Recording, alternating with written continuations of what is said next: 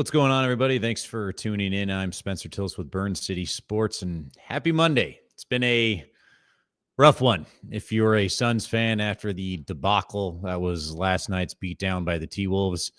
Now, before that game, there were a lot of reports that came out on a couple of different things, but the one that caught a lot of headlines was the talk from Shams that said that the Suns are now going to be actively working with Durant this offseason on finding a new trade destination to send him somewhere else, barring them making some kind of late heroic season run into the postseason and then making a run there, which, I mean, let's be honest, I don't know if anyone really expects that to happen right now. So let's think of brighter days. Let's talk a little bit about the potential future of this team as opposed to what has been just the wild disappointment so far this season.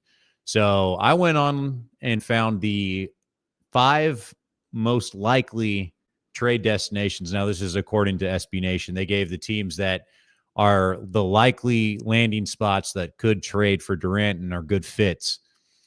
So I went through the 5 of them, and I thought about what would be the best trade for both teams. What could the Thunder possibly be offering? What could the Rockets possibly be offering? And kind of what could the Suns be expecting to get in return after this whole offseason, kind of, because it is going to be the offseason of Durant, even despite the fact that he's 36 right now, going to be 37 next year.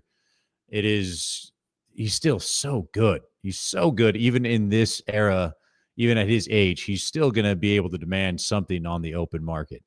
All right. So the 5 teams right now that are listed as the best fits. Now, this doesn't necessarily the best betting odds to get them, but these are the best fits according to SB Nation, for Durant to be moved to this offseason. Number 1. Actually, why don't we do this in reverse order? Because this is a little bit surprising. Number 5 would be the Oklahoma City Thunder, which would be a wild destination considering that they are one of the best teams in the league and by far the best team in the West right now. If they were able to have Durant go back there where he started his career and finish it, that's an interesting spot. Number 4, a bit of an upstart team, the Detroit Pistons. Finally kind of having a breakthrough season. They got some young stars. I'm curious how that fit would be because the timelines don't seem to match up too great, but the Detroit Pistons they have at number 4. And in the East, you add him there. You know, they're a second. Maybe they can find themselves in the conference finals. Number 3, along that same wavelength, you have the Miami Heat. Would Pat Riley really want to deal with another superstar? I don't know. He seems to be pretty sick of him at this point. But Durant just likes to ball. I feel like he fits a lot of what they got, you know, that Heat culture. Interesting. They got some expiring contracts, so we'll dig into some good looks there. Number 2, and this is where we start to really, really kind of be, I'm not sure how these would all work out. The Houston Rockets. The Houston Rockets have about 7 or 8 really good players. They don't have anyone that's outstanding. Durant could be the man there. They could get some pieces back in return, some draft picks. Now, what happens with the Rockets this postseason? And the number 1 team, their fans going through it, the Dallas Mavericks.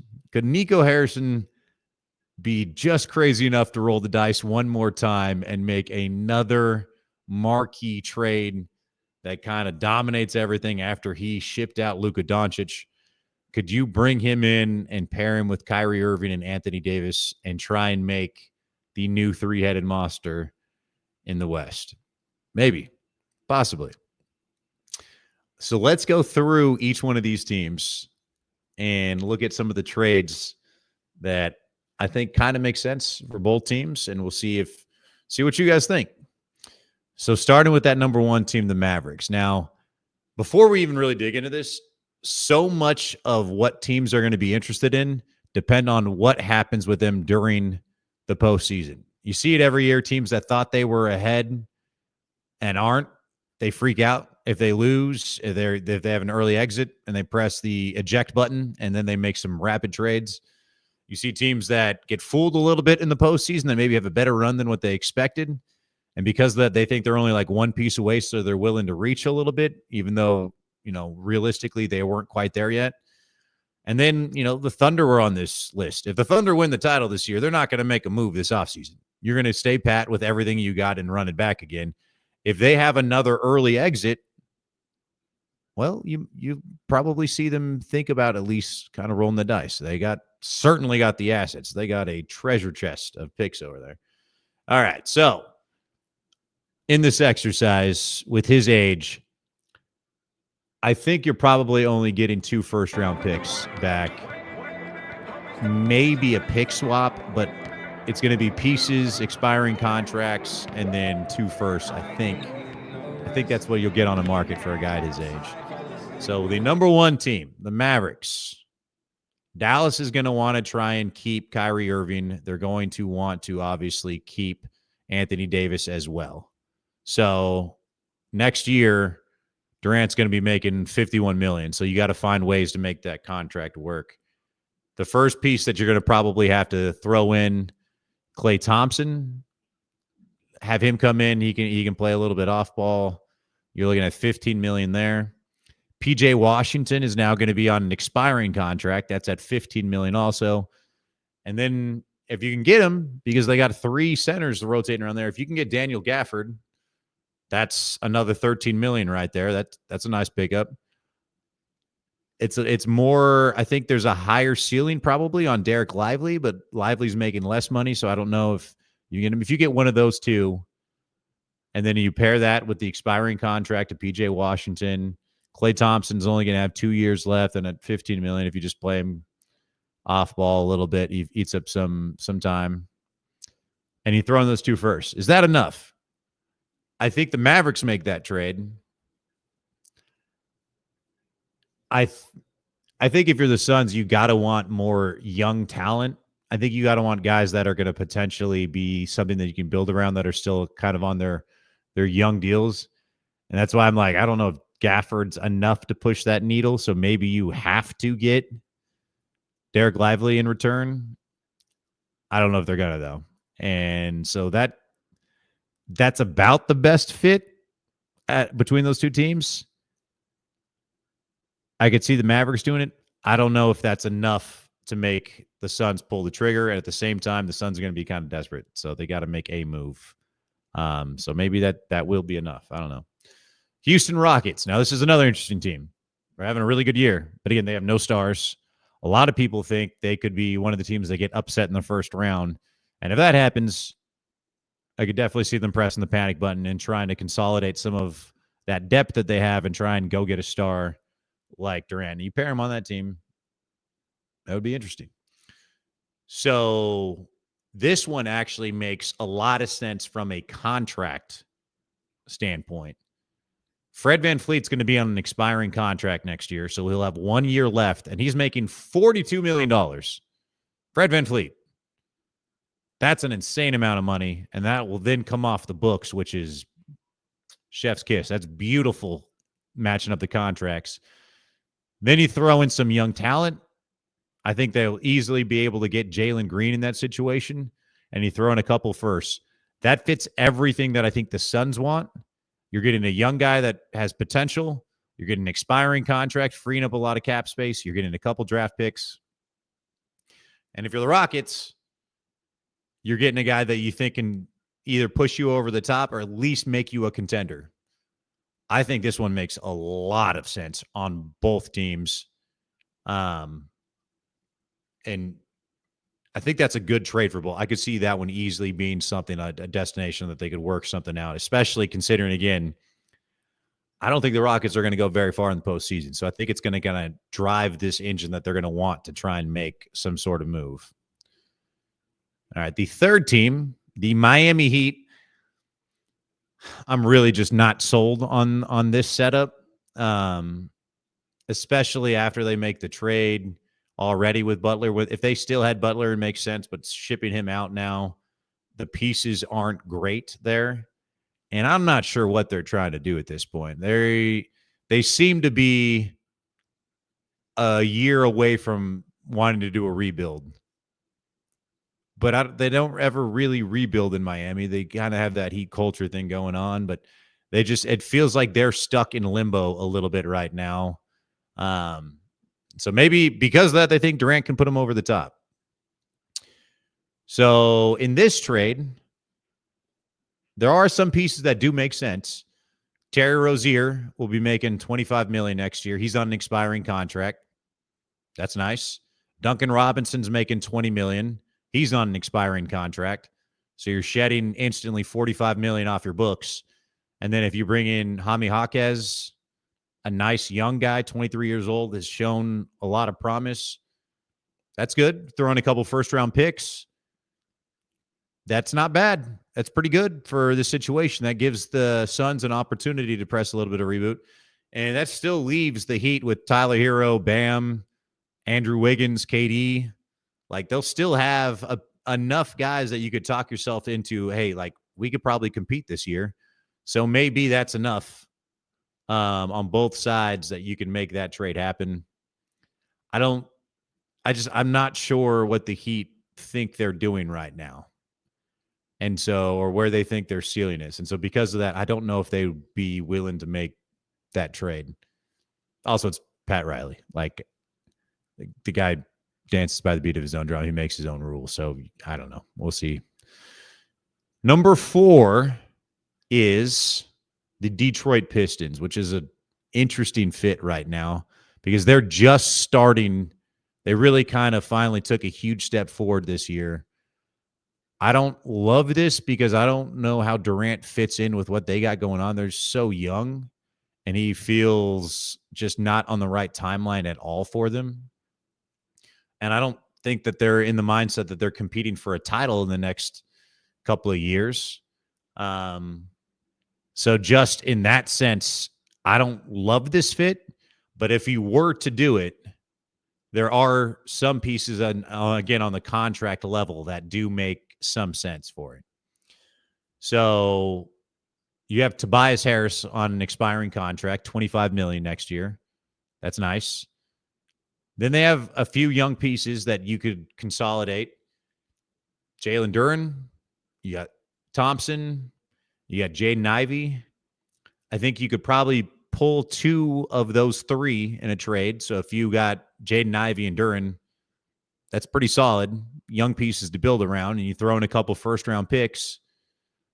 They're probably willing to do that because in the East and with Durant, you're going to be pretty good. Those picks aren't going to be great.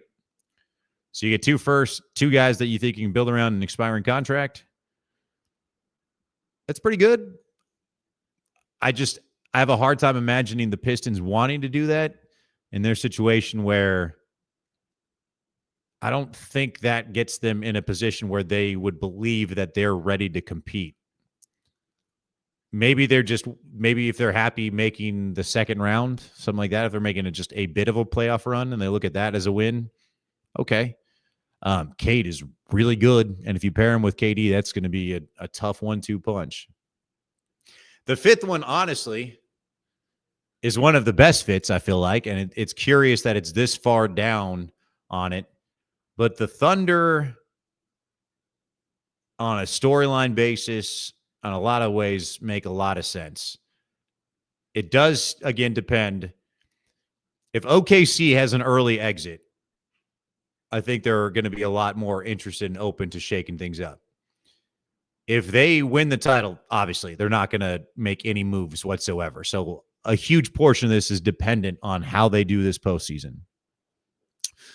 But say KD goes on the trade, their biggest problem is they don't have great contracts that line up. They've done such a good job of not overpaying guys that they don't have very many contracts on the return that would make a lot of sense.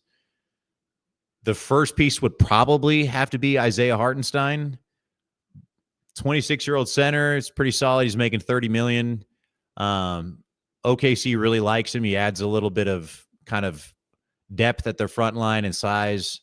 But perhaps they could talk themselves into it and believe that Chet would maybe finally stay healthy, get a little bit bigger, and be able to defend. He's a great defender off ball and help side. He's not great when you have a big guy going at him. And if you're in the West, There's that guy over there in Denver that everyone has to deal with, and Hartenstein at least gives you something, a nice piece up against him. So, but you'd probably have to throw Hartenstein in there. So that's $30 million. Then it turns into what other pieces do they have that they could throw in? This is the part that gets really interesting to me. They love Jalen Williams, but this offseason, you're going to have to pay SGA a supermax.